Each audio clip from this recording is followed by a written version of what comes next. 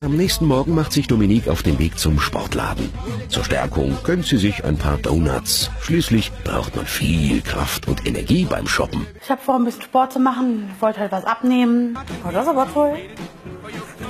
Kann man das irgendwie verlängern? Wozu verlängern, bitte? Ja, so vom Sofa bis zum Kühlschrank wäre das ganz praktisch. Das war bei dir dann nicht Ihr Ernst jetzt.